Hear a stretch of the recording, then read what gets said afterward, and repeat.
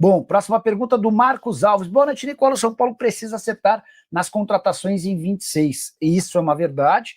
O São Paulo também precisa acertar nos jogadores que não ficam, né? Porque o São Paulo não pode ter mais tantas lesões. Tricolor que perdeu Ferreira machucado, hoje vai passar por exames médicos amanhã para saber a gravidade. É mais um desses jogadores que parecem de vidro. São Paulo que perdeu Sabino e Rafael suspensos pelo terceiro cartão amarelo. Próximo jogo do São Paulo, quinta-feira, contra o Fluminense no Rio de Janeiro. O Adilson. Nicola, boa noite, acabei de chegar. E essa do Marcos Leonardo no Timão esquece.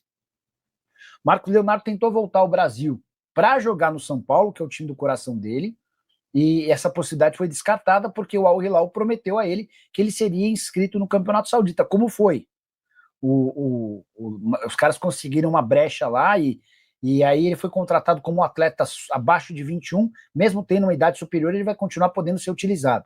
Tá jogando a Champions Asiática, tem performado bem, vai continuar por lá. Se mais para frente um dia ele decidir voltar ao Brasil, dá para dizer que o São Paulo pode ter prioridade, tá? Renato Rosa, boa noite, Nicola, tudo bem? Sabe se vai ter uma reformulação e se o São Paulo vai usar mais a base no ano que vem? Essa pergunta sobre a base foi feita ao Crespo depois da vitória por 2-1. E o Crespo deu a entender de que sim, mas que os caras da base não podem ser encarados como solução. Ele acha que é uma pressão muito grande para os atletas. O São Paulo não tem grana para grandes investimentos, ainda se o Oscar for embora. O São Paulo vai se sentir mais confortável para trazer mais jogadores, até porque passa a ter uma economia na folha de 2.300.000 reais só com a saída do Oscar. E a reformulação é extremamente necessária. E o Crespo deixou, eu já havia contado para vocês, mas o Crespo só reforçou, né? Ele deixou bem claro que a primeira prioridade na busca por reforços do ano que vem é por atletas saudáveis, atletas com baixíssimo histórico de lesão. O Nicola, é verdade que o São Paulo está interessado no Luciano Vietto do Racing? Só para lembrar que o Vietto, desde que voltou à América do Sul, não tem conseguido ser protagonista, tá? 31 anos de idade, estou até pegando os números dele, temporada de 28 jogos, 5 gols e 3 assistências. Por exemplo, contra o Flamengo, jogo da eliminação, jogo da ida, da Libertadores, nem foi utilizado, não saiu do banco. Na volta, jogou só 12 minutos. Os 2 jogos mais importantes do Racing no semestre, e ele não jogou no primeiro, jogou 12 minutos no segundo. Não, se perguntou sobre o São Paulo, né? O Vietto tem 31 anos de idade, vai fazer 32 agora em dezembro. Não é o tipo do perfil que o São Paulo busca. Jogador veterano, e o São Paulo vai tentar evitar ao máximo, tá bom? Micael Silva, boa noite, Nicola, tudo bem? O Diego Fernandes vai ser um grande investidor do São Paulo. Micael, a diretoria do São Paulo tem certeza absoluta de que esse cara não tem dinheiro nenhum e só está ganhando notoriedade e visibilidade às custas do tricolor. Ele não tem capacidade financeira de aportar 1 bilhão, está se fazendo valer dessa promessa de que trará dinheiro, mas com quem ele conversou, as pessoas que ouviram ele, não ficaram convencidas de que ele tem essa grana para investir, enfim. Então, para dizer para vocês que o São Paulo enxerga hoje o Diego Fernandes como um cara, charlatão acho muito forte, mas um cara, o São Paulo não acredita nas promessas do Diego Fernandes, inclusive ele já foi meio que expelido do pessoal da situação, deve se juntar ao pessoal da oposição. O Paulo Azeredo, boa noite, Nicola. O São Paulo vai atrás de Christian Medina do Estudiantes para ser o 10 de 2026? Não. Esse nome foi sugerido ao São Paulo, agradou, o pessoal avaliou como positivo, mas do ponto de vista financeiro é completamente impossível contratá-lo, tá? Jogador que foi comprado pelo Estudiantes por mais de 10 milhões de euros, o grupo de investidores ajudou a colocá-lo por lá, não tem chance desse negócio avançar. São Paulo vai fazer alguns movimentos de contratação, mas todos bem baratos, pontuais, não há grana para isso, tá? Só para ser bem sincero e honesto com vocês. O Basílio Oliveira, boa noite, Nicola. Você acha que o São Paulo deve disputar a Libertadores da América no ano que vem ou passará vergonha? Basílio, a pergunta é ótima, né? Cara, o time que for para pré-Libertadores já tem decisão em fevereiro. E eu não sei se o São Paulo vai ter bala para montar um time forte em fevereiro. Mas se eu fosse São Paulino, eu preferiria disputar pré-Libertadores do que ter de me contentar com a Sul-Americana, tá? Preciso falar agora de um jogador do São Paulo que já foi alvo do tricolor e que se declarou torcedor são paulino.